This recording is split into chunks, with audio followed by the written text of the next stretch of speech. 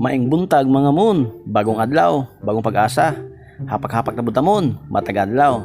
So nandito tayo ngayon sa bahay ni Sir Wiwing para mga adto daw may silahang umaog. Amo nang gi-prepare ining mga gamit na doon mga kapusong mamon. Amo yang gilaong ko kaniyo na mag-iban-iban kita sa mga lakad ko mga mon. From this moment mga mon, mikasakay na kita song kabayo ta doon mga mon. So kusogi maglago ining kabayo ta doon mga mon. O syempre kasama natin yung anak ni Sir Wiwing Manyos na Sintoy. O syempre excited na kaming tumawid at tumabot sa kanilang tulay na hanging bridge.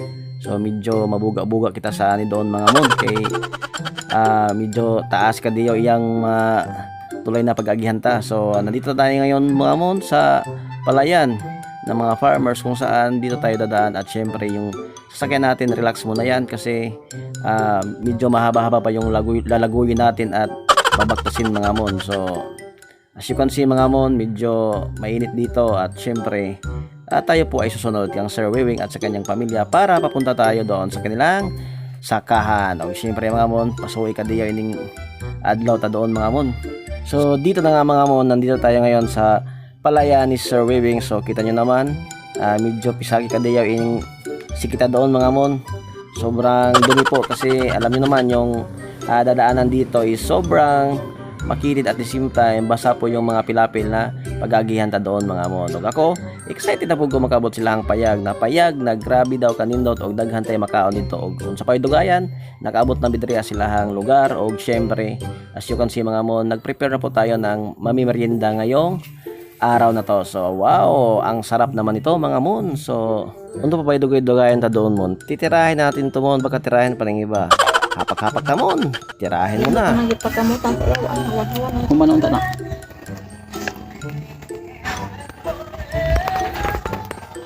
Ha, ho. Ito ni gamay day. Hapakan mo saging mon, hapakan. Hapak-hapak lang.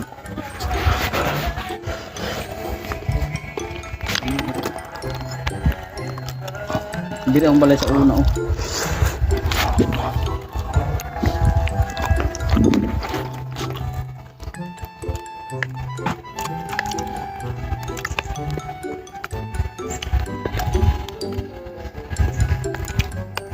Hapit na may ma-overwrite ba? Di ma-overlay. Dai ito na diri, hinog na to. Tingnan man ako sila, sundon yung balay na ako. Ano sa ubos mo nila. May saging dito. Awa na may saging na tundan ako na. Kaon na to nila. Kani. Pagkatapos naman magmerienda mga mon, ako yung gilaong kaniyo pagkalami daw sa kinabuhi ta doon mga mon. So meron tayong organic juice na lemon juice at the same time yung rice natin at syempre yung ginataang tilapia. Ayan, so let's go. Sabayan niyo po kaming kumain mga mon at syempre maglaway kayo sa inggit.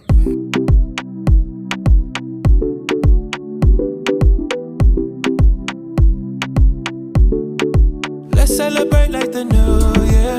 Dance like you know what you're doing. Move till you're losing control.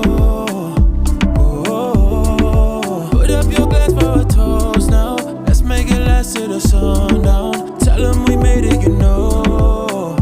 So from this moment mga mon, medyo umulan na po, parang dumilim yung langit. So ang gawin namin, unti-unti na po kaming magligpit ng gamit para pauwi na. So meron akong na-experience na sobrang ganda ngayong araw mga mon, kaya gusto ko lang i-share sa inyo. Uno kalami isong kinabuhi ta doon na adlaw mga mon. So daghang salamat Manyos family og sa mga nagsuporta sa atong vlog. Let's go.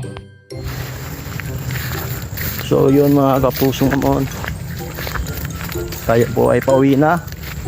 Kita nyo naman. So best experience for today. Hapak-hapak lang, matag-adlaw og sulitin ang bawat sandali na every time tayo po ay nauubuhay. Enjoy lang. At the same time, piliin natin maging masaya araw-araw at magiging positibo sa ating buhay. This is Mr. Poso Mamon. Hapak-hapak lang, matag-adlaw.